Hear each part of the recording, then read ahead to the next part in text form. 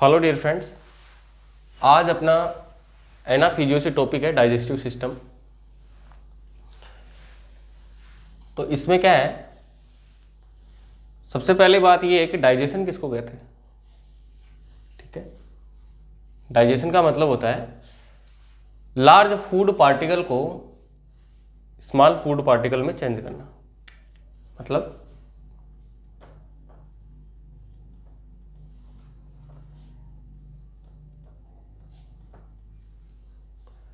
Large food particle को small food particle में change करना किसके थ्रू, या ब्रेक डाउन करना किसके थ्रू होगा, ये हाइड्रोलाइसिस के थ्रू, जिसके अंदर क्या होगा, कई प्रकार के एंजाइम काम आएंगे या फिर मैकेनिकल प्रोसेस होगी। सिंपल मतलब क्या निकला, लार्ज फूड पार्टिकल को स्मॉल फूड पार्टिकल में ब्रेक डाउन करना क्या होता है, डाइजेशन होता है। अब वर्ड है लार्ज फूड पार्टिकल, मतलब जैसे कि कार्बोहाइड्रेट, प्रोटीन, फैट, फाइबर्स। ठीक है,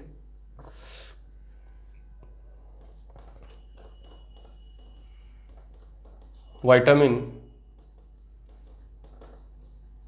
मिनरल्स। ठीक है,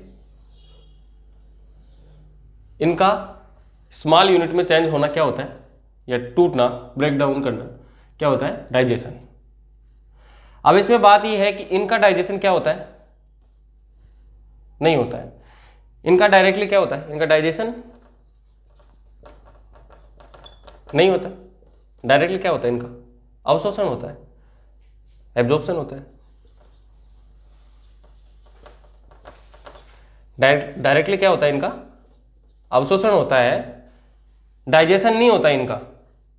बाकी डाइजेशन किसका होता है, कार्बोहाइड्रेट का, प्रोटीन का, फैट का। देखिए एक बार क्या देखा अपन ने, डाइजेशन किसको कहते हैं और किन का डाइजेशन नहीं होता है। कौन कौन से लार्ज पार्टिकल है उनका डाइजेशन नहीं होता है। एग्जाम्पल के लिए अपन ने लिखा है लार्ज पार्टिकल कौन कौन से है, ये है। ठीक है, कार्बोहाइड्रेट की स्मॉलेस्ट यूनिट कौन सी होगी, ये मान लो कि पॉलीसेकेराइड है तो होगी मोनोसेकेराइड, ये आपको पता ही है। ठीक है, इसका डायरेक्टली क्या होगा, अवशोषण हो जाएगा। प्रोटीन है, प्रोटीन की स्मॉलेस्ट यूनिट कौन सी होगी, अमाइनो एसिड, इसका डायरेक्टली क्या होगा, अवशोषण हो जाएगा। फैट का, फैटी एसिड, इसका डायरेक्टली क्या होगा, अवशोषण हो जाएगा। मतलब बड़े फूड पार्टिकल को स्मॉल फूड पार्टिकल में ब्रेक डाउन करना डाइजेशन हो गया। ठीक है, और उन स्मॉल फूड पार्टिकल का क्या हो जाता है, लास्ट में डायरेक्टली एब्जॉर्प्शन हो जाता है। ठीक है, क्या देखा, डाइजेशन की परिभाषा क्या होगी या डेफिनेशन क्या होगी, और किन का डाइजेशन नहीं होगा, मतलब कौन से बड़े पार्टिकल या लार्ज पार्टिकल का डाइजेशन नहीं होगा, वो डायरेक्टली क्या होगी, अवशोषित होंगी। और किन का डाइजेशन होगा तो उनकी स्मॉलेस्ट यूनिट कौन सी होगी। ठीक है, अब अपन देख रहे हैं डाइजेशन कितने प्रकार का होता है, दो प्रकार का होता है। एक तो होता है मैकेनिकल डाइजेशन, एक होता है केमिकल डाइजेशन। डाइजेशन कितने प्रकार का होता है, दो प्रकार का, एक तो मैकेनिकल डाइजेशन, एक केमिकल डाइजेशन। ठीक है, chemical digestion and mechanical digestion. Chemical digestion के अंदर क्या होगा, केमिकल्स का यूज होगा। और केमिकल्स क्या होते हैं, एंजाइम नॉर्मली क्या होते हैं, केमिकल होते हैं। केमिकल डाइजेशन के अंदर केमिकल का यूज होगा, किसका, केमिकल का, या मैं बोल सकता हूं एंजाइम का, एंजाइम्स का यूज होगा। ठीक है, या इन्हीं को दूसरी तरीके से मैं बोल सकता हूं डाइजेस्टिव एंजाइम।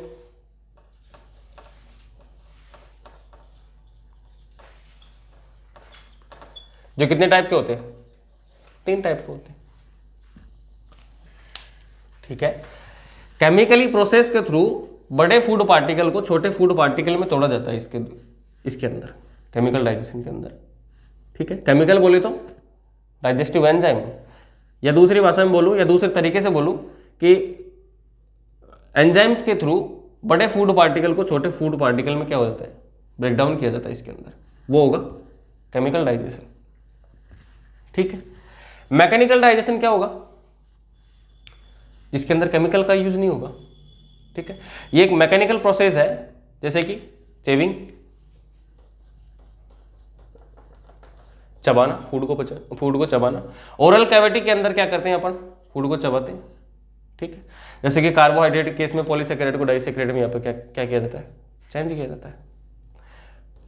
नेक्स्ट, जो मैकेनिकल डाइजेशन है, जो वॉलेंट्री प्रोसेस है या फिर इनवॉलेंट्री, ये वॉलेंट्री प्रोसेस है, क्योंकि अपन खुद इसको क्या कर सकते हैं, कंट्रोल कर सकते हैं। Voluntary process. ठीक है। क्यों जरूरी है फूड पार्टिकल को ब्रेक डाउन करना मैकेनिकल डाइजेशन के थ्रू, क्योंकि बड़े फूड पार्टिकल को ब्रेक डाउन इसीलिए किया जाता है कि यदि वो छोटे फूड पार्टिकल में ब्रेक डाउन होंगे तो उनका सरफेस एरिया क्या होगा, ज़्यादा होगा। सपोज ये एक फूड है, बड़ा पार्टिकल है इसका, और इसको मैं छोटे छोटे फूड पार्टिकल में क्या कर रहा हूँ, ब्रेक डाउन कर रहा हूँ, तो इसका सरफेस एरिया क्या हो रहा है, इंक्रीज हो रहा है। जितना ज़्यादा सरफेस एरिया होगा उतना ही केमिकल क्या करेंगे, एक्शन करेंगे उसके ऊपर। ठीक है, केमिकल बोले तो एंजाइम। ठीक है। थर्ड पॉइंट क्या बोला मैंने, इसके थ्रू फूड का क्या होता है, सरफेस एरिया इंक्रीज होता है।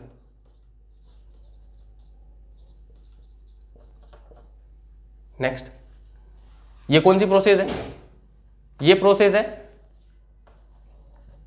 इनवॉलेंट्री। कौन सी प्रोसेस है, इनवॉलेंट्री। अब बात ये है कि ट्रू डाइजेशन कौन सा है, मैकेनिकल वाला है या फिर केमिकल वाला है, दोनों में से कौन सा ट्रू डाइजेशन है। सपोज एक बच्चा है जिसकी उम्र है 6 महीना, और 6 महीने तक बच्चे को क्या करवानी होती है, ब्रेस्ट फीडिंग, तो उसका मैकेनिकल डाइजेशन वहां पे हुआ क्या, नहीं हुआ, क्योंकि उसको दांत की जरूरत पड़ी ही नहीं, है ना। दांतों की उसको जरूरत नहीं पड़ी, डायरेक्टली उसने क्या किया,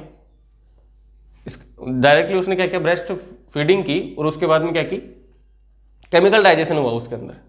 सपोज एक पेशेंट है जिसकी उम्र है 85 ईयर और उसके दांत नहीं है। ठीक है, उस कंडीशन में क्या होगा, मैकेनिकल डाइजेशन तो होगा नहीं, केमिकल डाइजेशन ही होगा। तो इसका मतलब क्या निकला कि मैकेनिकल डाइजेशन नहीं होगा तो ये तो होना जरूरी है। तो ट्रू कौन सा हुआ, केमिकल डाइजेशन। ट्रू कौन सा हुआ, केमिकल डाइजेशन ट्रू डाइजेशन होता है, या केमिकल डाइजेशन को अपन ट्रू डाइजेशन कह सकते हैं, और मैकेनिकल डाइजेशन को अपन क्या कह सकते हैं, फॉल्स डाइजेशन। ठीक है, अपन ने क्या देखा आपसे पहले, डाइजेशन की परिभाषा क्या होगी, डेफिनेशन क्या होगी, उसके बाद में कौन से लार्ज फूड पार्टिकल का डाइजेशन नहीं होगा, और उनके एग्जाम्पल देखे अपन ने, जिन जिन का डाइजेशन होगा उनके एग्जाम्पल देखे। नेक्स्ट, उसके बाद में टाइप क्या है इसके डाइजेशन के, मैकेनिकल और केमिकल, और इनके बारे में देखा। इसके बाद में अपन देखेंगे डाइजेस्टिव एंजाइम। अपन ने देखा कितने, 3 होते हैं डाइजेस्टिव एंजाइम, 3 टाइप के होते हैं डाइजेस्टिव एंजाइम, उनको डिस्कस करना है। 3 में first one एमाइलोलाइटिक, second one proteolytic, and third one lipolytic. इसके अंदर फर्स्ट टॉपिक क्या है, अभी से पहले क्या किया अपन ने, इंट्रोडक्शन देखा था। अपना फर्स्ट टॉपिक अब क्या है, डाइजेस्टिव एंजाइम।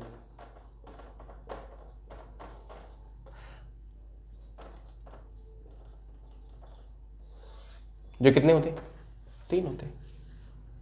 ठीक है, इसके अंदर ए पोर्शन क्या है, एमाइलोलाइटिक।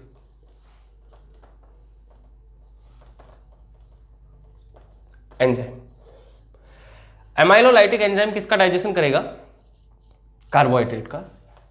किसके डाइजेशन के लिए रेस्पॉन्सिबल होगा, ये कार्बोहाइड्रेट के डाइजेशन के लिए रेस्पॉन्सिबल होगा।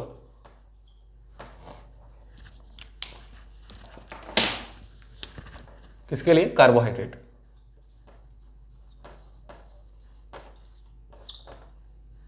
ठीक है, क्वेश्चन आता है कार्बोहाइड्रेट का डाइजेशन कौन से एंजाइम के थ्रू किया जाता है? एमाइलोलाइटिक एंजाइम के थ्रू। कैसे करेगा? सपोज कार्बोहाइड्रेट की सबसे बड़ी यूनिट कौन सी होगी? पॉलीसेकेराइड। ठीक है, पॉलीसेकेराइड किस में चेंज होती है? डाइसेकेराइड में। और डाइसेकेराइड किस में चेंज होती है? मोनोसेकेराइड में। ये आपको पता ही। लार्जेस्ट यूनिट ये हुई, फिर उसके बाद में ये, देन स्मॉलेस्ट यूनिट कौन सी हुई? मोनोसेकेराइड। जैसे कि पॉलीसेकेराइड का एग्जांपल स्टार्च, ठीक है, और डाइसेकेराइड का एग्जांपल जैसे माल्टोज,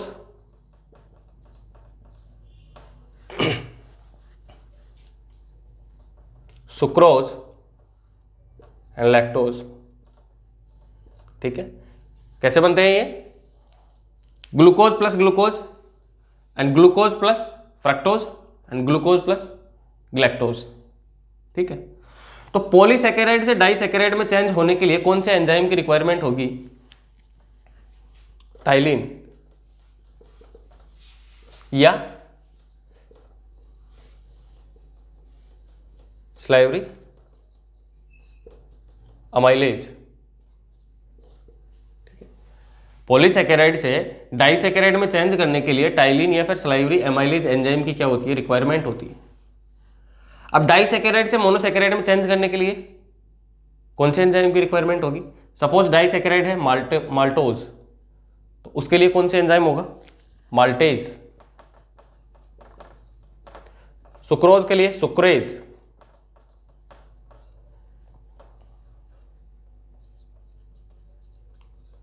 लैक्टोज के लिए लैक्टेज।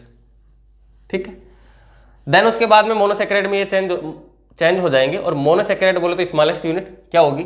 ग्लूकोज होगी। ग्लूकोज होगी, और उसके बाद में फ्रक्टोज होगी और ग्लैक्टोज होगी। ये क्या है? स्मॉलेस्ट यूनिट है, और इनका डायरेक्टली क्या हो जाएगा? अवशोषण हो जाएगा। अपन ने क्या देखा? डाइजेस्टिव एंजाइम 3 टाइप के होते हैं। फर्स्ट अपन ने देख रहे, फर्स्ट है एमाइलोलाइटिक एंजाइम, जो किसका डाइजेशन करता है? कार्बोहाइड्रेट का। और कार्बोहाइड्रेट की लार्जेस्ट यूनिट कौन सी है? पॉलीसेकेराइड। ठीक है, जैसे कि starch, then disaccharide, then monosaccharide. अब पॉलीसेकेराइड से डाइसेकेराइड में चेंज करने के लिए कौन से एंजाइम की रिक्वायरमेंट होगी? टाइलिन या स्लाइवरी अमाइलेज। डाइसेकेराइड से मोनोसेकेराइड में डिपेंड करेगा कौन सा डाइसेकेराइड है। ठीक है, माल्टेज, सुक्रेज या फिर लैक्टेज। अब ये मोनोसेकेराइड है, जैसे कि ग्लूकोज हो गया, फ्रक्टोज हो गया, ये जो भी मोनोसेकेराइड है, इनका डायरेक्टली क्या हो जाता है? अवशोषण हो जाता है। ठीक है, क्वेश्चन ये भी आता है कि ऐसी कौन सी यूनिट है, या फिर कार्बोहाइड्रेट की कौन सी यूनिट डायरेक्टली अवशोषित हो जाती है? उसमें क्या आएगा आंसर? मोनोसेकेराइड। देन सेकंड कौन सा है? सेकंड है प्रोटियोलाइटिक।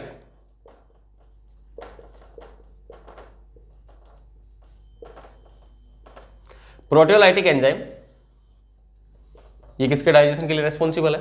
प्रोटीन के। किसके डाइजेशन के लिए? प्रोटीन के डाइजेशन के लिए कौन सा एंजाइम रेस्पॉन्सिबल है? Proteolytic enzyme. अब प्रोटीन का सबसे बड़ी यूनिट कौन सी होगी? पॉलीपेप्टाइड।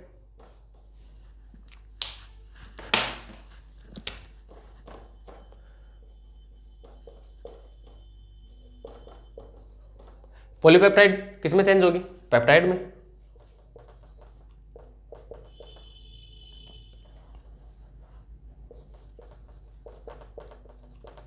और ये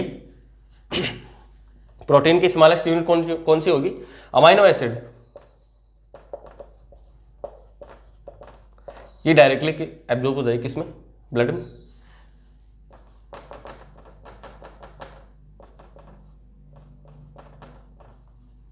एब्जॉर्ब इन ब्लड। ठीक है, प्रोटीन की सबसे बड़ी यूनिट कौन सी है? पॉलीपेप्टाइड। इनके अंदर पेप्टाइड बॉन्ड पाया जाता है प्रोटीन के अंदर। तो पॉलीपेप्टाइड को पेप्टाइड में चेंज करने के लिए कौन कौन से एंजाइम की रिक्वायरमेंट होगी? First one pepsin. 3 एंजाइम की रिक्वायर्ड होगी।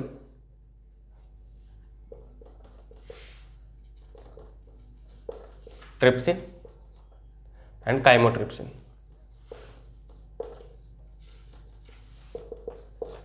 Pepsin, trypsin and chymotrypsin. ठीक है, पॉलीपेप्टाइड से पेप्टाइड में चेंज करने के लिए ये एंजाइम रिक्वायर होंगे। नेक्स्ट, इसको यहां पर चेंज करने के लिए कौन सा एंजाइम रिक्वायर होगा? पेप्टिडेज। ठीक है, और इसका क्या होगा? डायरेक्टली अवशोषण हो जाएगा। ये था प्रोटियोलाइटिक एंजाइम। वही क्वेश्चन, प्रोटीन के डाइजेशन के लिए कौन से एंजाइम की रिक्वायरमेंट होगी? प्रोटियोलाइटिक। और प्रोटीन की स्मॉलेस्ट यूनिट कौन सी होगी जो डायरेक्टली क्या हो जाती है? अवशोषित हो जाती है? Amino acid. थर्ड एंजाइम है लिपोलाइटिक।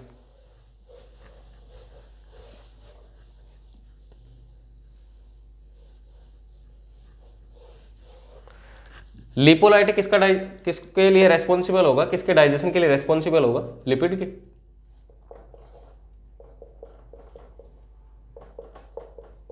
लिपोलाइटिक एंजाइम, जो लिपोलाइटिक एंजाइम होगा वो किसके डाइजेशन के लिए रेस्पॉन्सिबल होगा? फैट के या लिपिड के? इसके डाइजेशन के लिए क्या होगा? रेस्पॉन्सिबल होगा। और इसकी लार्जेस्ट यूनिट कौन सी होगी? फैट या लिपिड की? ट्राइग्लिसराइड।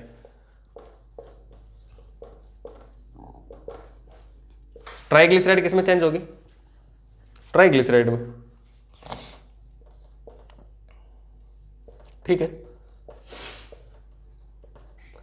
देन ये चेंज होगी ट्राइग्लिसराइड में क्यों चेंज होगी? क्योंकि फैट होती है, जो फैट वाटर में क्या होती है? इनसोल्यूबल होती है। ठीक है, फैट होती है जो वाटर में इनसोल्यूबल होती है। और ये वाटर में इनसोल्यूबल क्यों होती है? क्योंकि फैट का जो सरफेस टेंशन है वो ज़्यादा होता है और उसकी वजह से क्या हो जाता है उसके अंदर? वो पानी में घुल नहीं पाती या डिजोल्व नहीं हो पाती। इस वजह से इनसोल्यूबल की मतलब ट्राइग्लिसराइड कौन सी कंडीशन में? Insoluble in water.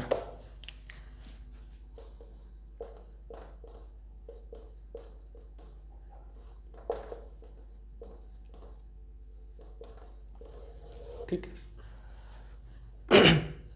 इसको चेंज करेंगे अपन सोल्यूबल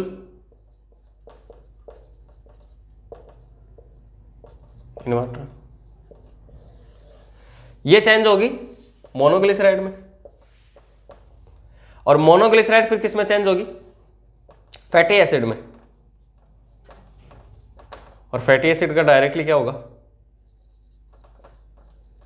एब्जॉर्प्शन हो जाएगा।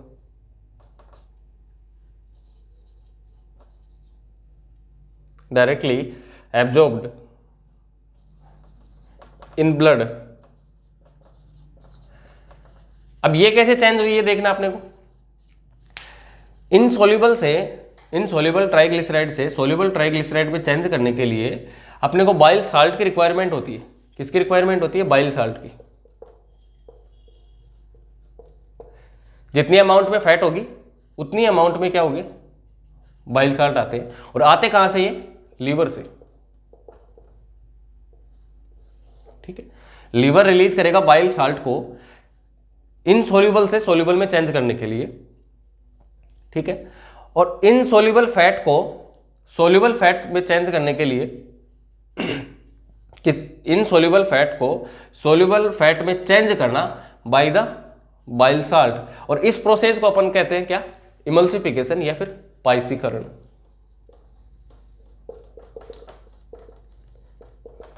इमल्सिफिकेशन मतलब इनसोल्यूबल से सोल्यूबल में चेंज करने के लिए कौन सी प्रोसेस से होके गुजरना पड़ता है?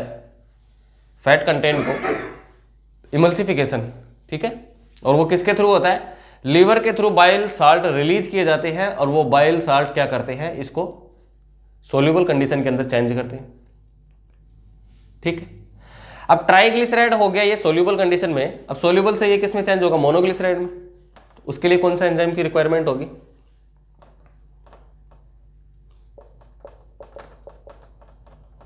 Pancreatic lipase. कौन से की?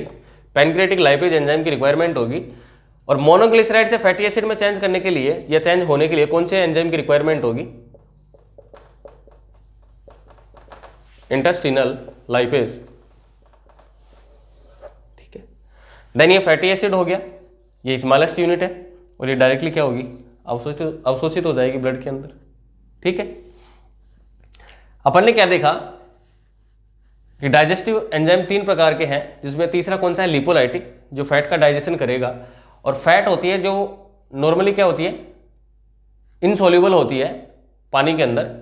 ठीक है, फैट इनसोल्यूबल कंडीशन के अंदर होती है, तो उसको इनसोल्यूबल को सोल्यूबल में चेंज करने के लिए बाइल साल्ट की रिक्वायरमेंट होगी, और बाइल साल्ट आते हैं लीवर से, और इस प्रोसेस को अपन कहते हैं इमल्सिफिकेशन। ठीक है, जैसे ही सोल्यूबल कंडीशन में चेंज होगी तो वो आगे किस में होगी, मोनोग्लिसराइड में, और मोनोग्लिसराइड में चेंज करने के लिए एंजाइम की रिक्वायरमेंट होगी पैनक्रियाटिक लाइपेज, और मोनोग्लिसराइड से फैटी एसिड में चेंज करने के लिए किसके, कौन से एंजाइम की रिक्वायरमेंट होगी, इंटेस्टिनल लाइपेज, और फैटी एसिड डायरेक्टली क्या होगा, अवशोषित हो जाएगा। तो ये था डाइजेस्टिव एंजाइम का अपना फर्स्ट टॉपिक। ठीक है, इसमें वही सेम क्वेश्चन, फैट के डाइजेशन के लिए कौन से एंजाइम की रिक्वायरमेंट होगी, और ऐसी कौन सी यूनिट है फैट की जो डायरेक्टली अवशोषित हो जाती है। ठीक है, दोनों बता दें। नेक्स्ट टॉपिक है अपना digestive organ.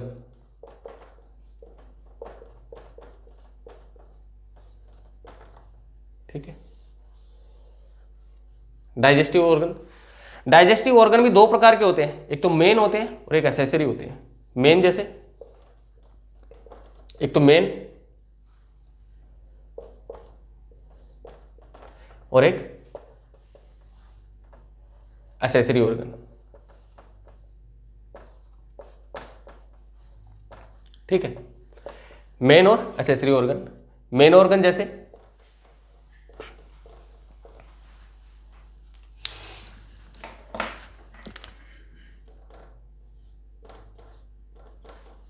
First one, main organ कौन से होंगे, फर्स्ट तो है ओरल कैविटी, या मैं इसी को बोल सकता हूं बकल कैविटी।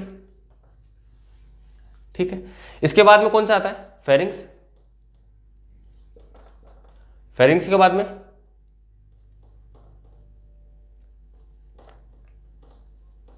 ईसोफेगस, ईसोफेगस के बाद में स्टमक, आपने पढ़ा है जो। देन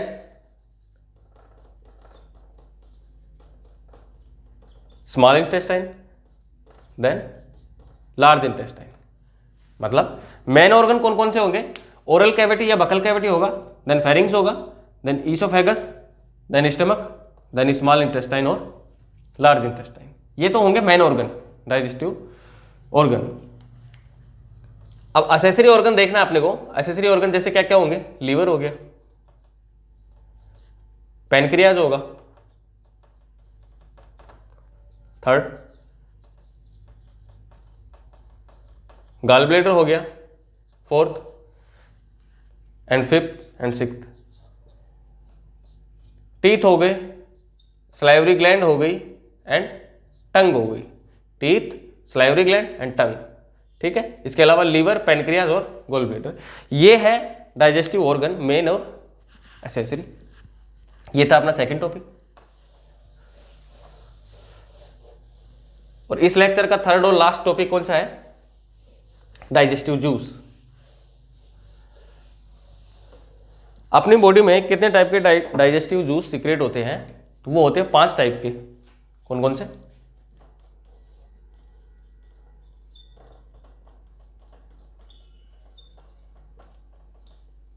5 टाइप के डाइजेस्टिव जूस सीक्रेट होते हैं। फर्स्ट वन, ओरल कैविटी में चलते हैं तो सलाइवरी ग्लैंड से कौन सा, सलाइवा। ठीक है, क्या क्या देखना है अपने इसके बारे में अपने को। फर्स्ट वन, ये सलाइवा किसके द्वारा सीक्रेट होता है, तो ये इसका आंसर होगा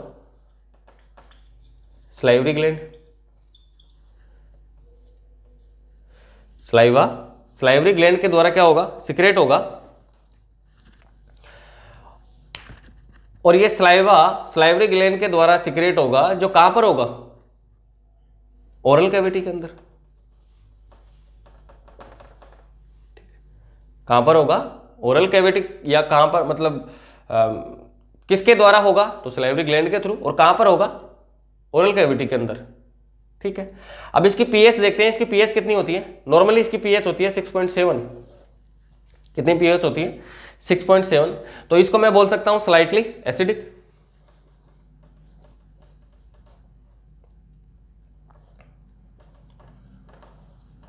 ठीक, स्लाइटली एसिडिक। स्लाइटली एसिडिक भी किस वजह से होता है ये, जब अपन आगे क्या करेंगे, इसका कंपोजिशन पढ़ेंगे आगे, तो उसके अंदर आता है एक लाइसोजाइम।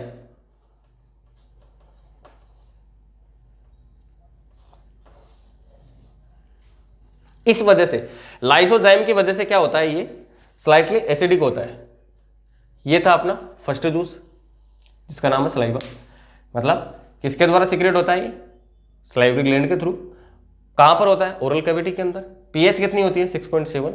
मतलब स्लाइटली क्या होता है, ये एसिडिक होता है। और किसके कारण होता है ये? लाइसोजाइम की वजह से। सेकंड जूस अपना आता है क्या? इसोफेगस के अंदर कुछ है नहीं, देन आता है स्टमक के अंदर। स्टमक के अंदर कौन सा आएगा? Gastric juice.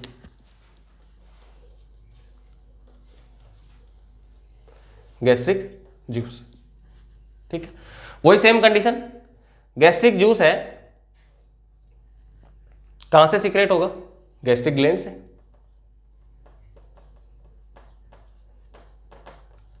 Gastric juice gastric gland से सीक्रेट होगा, है ना। और कहां पर होगा ये? स्टमक के अंदर। गैस्ट्रिक जूस गैस्ट्रिक ग्लैंड के थ्रू सीक्रेट होगा और स्टमक के अंदर होगा ये। ठीक है, अब इसकी पीएच देखते हैं, इसकी पीएच कितनी होती है? हाईली एसिडिक होता है ये, मतलब 1 से 3, या एवरेज बोले तो 1.5 क्या होती है इसकी पीएच होती है। मैं कह सकता हूं ये क्या है? Highly acidic. क्या है ये? हाईली एसिडिक है। और हाईली एसिडिक होने का कारण क्या है?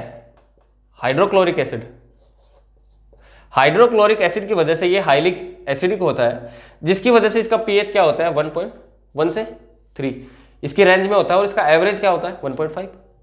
कहां से सीक्रेट होता है ये? गैस्ट्रिक ग्लैंड से। और कहां पर होता है? स्टमक के अंदर। ये है गैस्ट्रिक जूस। थर्ड आता है अपना बाइल जूस। बाइल जूस से पहले देखते हैं pancreatic juice.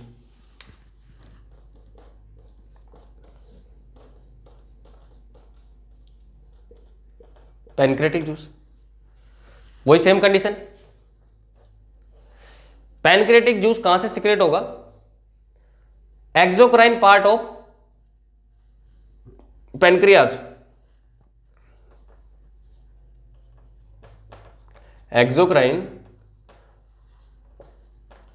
Part of pancreas.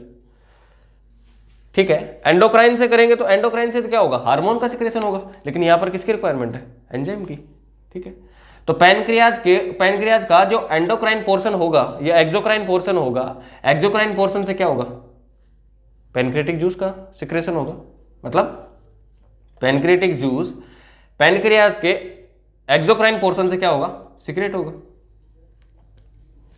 ठीक है, और कहां पर जाके गिरेगा ये? ड्यूडेनम के अंदर।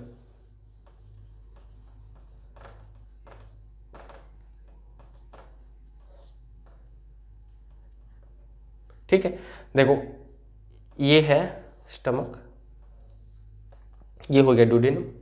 ठीक है, ये हो गया सपोज पैनक्रियाज। ठीक है, तो यहां से सपोज ये एक्सोक्राइन पार्ट है, यहां से क्या हुआ? पैनक्रेटिक जूस निकला और ये कहां जाएगा? ड्यूडेनम के अंदर। ठीक है, देन इसकी पीएच क्या होगी? पैनक्रेटिक जूस की पीएच क्या होगी? इसकी पीएच होती है 7 से 8। 7 से 8 होगी। तो मैं इसको क्या कह सकता हूं? Slightly alkaline.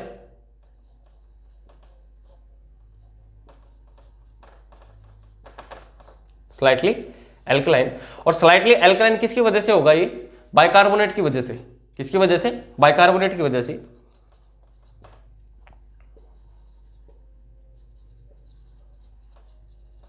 ठीक है, बाइकार्बोनेट की वजह से क्या होगा? स्लाइटली एल्कलाइन होगा। मतलब पैनक्रियाटिक जूस है जो बाइकार्बोनेट की वजह से स्लाइटली एल्कलाइन होता है और उसकी पीएच होती है 7 से 8। और ये सिक्रेट कहाँ से होता है? पैनक्रियाज के एक्सोक्राइन पोर्शन से सिक्रेट होता है। और ये कंडीशन ये गिरता कहाँ पे है? डुडेनम के अंदर। ठीक है, नेक्स्ट थर्ड है इंटेस्टिनल जूस या सक्कस एंटेरिकस।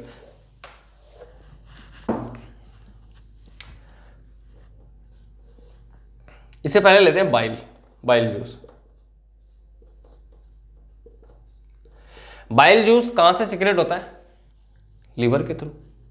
ठीक है, इसका प्रोसेस देखो। सपोज ये लीवर है,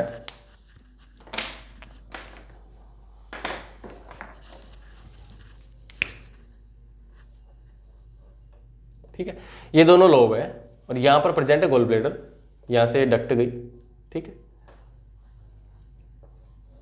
ये इसके अंदर कनेक्ट हो गई, ये ड्यूटेनम पोर्शन हो गया आगे। ठीक है, ये लीवर है, जो गोल ब्लेडर है, ये इनकी डक्ट है। लीवर ने क्या किया? यहां से लीवर ने बाइल का सिक्रेशन किया। बाइल यहां से जाएगा, ठीक है, और कहां पर जाएगा? ये इस स्फिंक्टर तक जाएगा, इस स्फिंक्टर तक जाएगा। ठीक है, स्फिंक्टर ऑफ ओडाई यहां तक जाएगा। और फिर यदि इसका रिक्वायरमेंट होगी तो ये आगे काम आएगा, आगे जाएगा। और इसकी रिक्वायरमेंट नहीं होगी तो वापस आएगा ये गोल ब्लेडर के अंदर। किसके अंदर आया? गोल ब्लेडर के अंदर आया और यहां पर स्टोर होता है। तो मेरे कहने का मतलब क्या हुआ? यहां पे बाइल का सिक्रेशन कौन कर रहा है? सिंथेसिस कौन कर रहा है? निर्माण तो कर रहा है कौन? लीवर। ठीक है, सिंथेसिस कौन कर रहा है? लीवर। जबकि सिक्रेशन कौन कर रहा है? लीवर भी कर रहा है और गोल ब्लेडर भी कर रहा है। और स्टोर कौन कर रहा है? Gall bladder. ठीक है, क्या हुआ?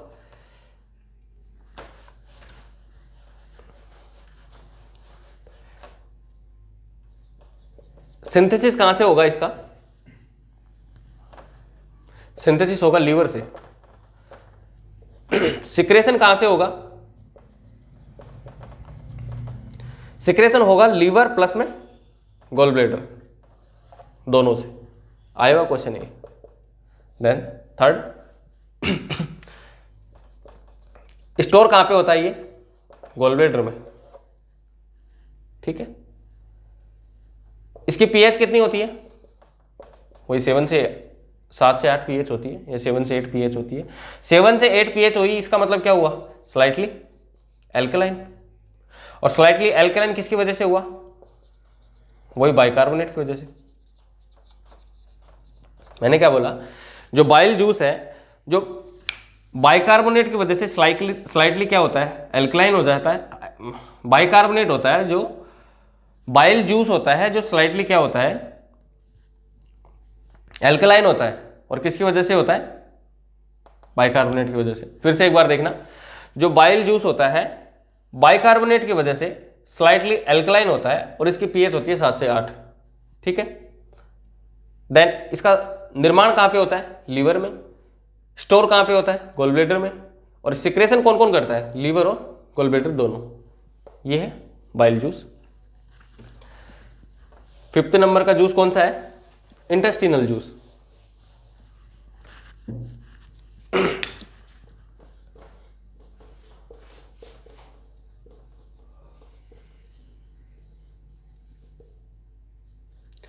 वही कंडीशन, इंटेस्टिनल जूस होता है, वो इंटेस्टिनल जूस सिक्रेट कहां से होगा? इंटेस्टाइन से।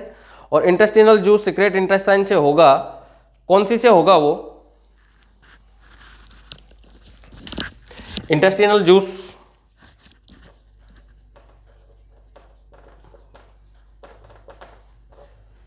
निर्माण कहां पर हो रहा है? इसका फॉर्मेशन कहां पे हो रहा है? स्मॉल इंटेस्टाइन के अंदर, स्मॉल इंटेस्टाइन के अंदर इंटेस्टिनल जूस, या फिर मैं इसको बोल सकता हूं सक्कस एंटेरिकस।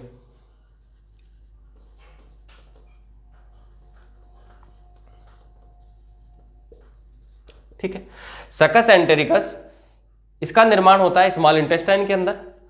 जबकि ये कहां पर होता है? स्मॉल इंटेस्टाइन के थ्रू होता है, लेकिन होता कहां पे? वही स्मॉल इंटेस्टाइन के अंदर। स्मॉल इंटेस्टाइन के अंदर उसी के द्वारा सकस एंटेरिकस का क्या किया जाता है, निर्माण किया जाता है। इसकी पीएच कितनी होती है, वही 7 से 8 होती है। इसका मतलब क्या हुआ, स्लाइटली एल्कलाइन हुआ। स्लाइटली एल्कलाइन हुआ किसकी वजह से हुआ, बाइकार्बोनेट की वजह से, ठीक है, किसकी वजह से, बाइकार्बोनेट की वजह से। मतलब सक्कस एंटेरिकस है, बाइकार्बोनेट की वजह से स्लाइटली क्या होता है, एल्कलाइन होता है। इसकी पीएच क्या होती है, 7 से 8 होती है। कहाँ पर सिक्रेट होता है ये, स्मॉल इंटेस्टाइन के अंदर, और उसी के द्वारा। नेक्स्ट एक जूस और आता है लार्ज इंटेस्टाइन के द्वारा जो सिक्रेट होता है, लेकिन उसके अंदर क्या होता है, बेसिकली एंजाइम नहीं होते, ठीक है, तो उसको नहीं पढ़े। अपने को क्या पढ़ने हैं, 5 जूस पढ़ने हैं, जो क्या क्या है, एक तो सलाइवा है जो सलाइवरी ग्लैंड के थ्रू सिक्रेट होगा, एक गैस्ट्रिक जूस है जो गैस्ट्रिक ग्लैंड के थ्रू, एक पैनक्रियाटिक जूस है जो पैनक्रियाज के एक्सोक्राइन पोर्शन से, एंड बाइल जूस लीवर के through, and succus entericus small intestine के थ्रू। लार्ज इंटेस्टाइन के थ्रू भी होता है जिसके अंदर किसी प्रकार कोई एंजाइम नहीं पाया जाता है, ठीक है। तो आज अपन ने इस चैप्टर के अंदर क्या देखा, डाइजेशन क्या होता है, इसकी डेफिनेशन क्या होती है, और किनका कौन कौन से लार्ज फूड पार्टिकल है जिनका डाइजेशन नहीं होता है, एग्जाम्पल देखिए। उसके बाद में अपन ने देखा कितने प्रकार का होता है डाइजेस्टिव सिस्टम, 2 प्रकार का, मैकेनिकल और केमिकल, ठीक है, और उनमें से ट्रू कौन सा होता है, फॉल्स कौन सा होता है, ये अपन ने देख लिया। और केमिकल के अंदर क्या होता है, डाइजेस्टिव एंजाइम की रिक्वायरमेंट होती है। तो फर्स्ट टॉपिक अपना क्या था, डाइजेस्टिव एंजाइम। डाइजेस्टिव एंजाइम कितने थे, 3 टाइप के होते हैं, कौन कौन से, एमाइलोलाइटिक, प्रोटियोलाइटिक एंड लिपोलाइटिक, ठीक, जो कार्बोहाइड्रेट, प्रोटीन एंड फैट के डाइजेशन के लिए रिक्वायर होते हैं। देन अपन ने क्या देखा, डाइजेस्टिव ऑर्गन, मेन ऑर्गन और एसेसरी ऑर्गन। उसके बाद में क्या देखा, डाइजेस्टिव जूस, जो 5 टाइप के होते हैं, जो ये है, ठीक है। Thank you. नेक्स्ट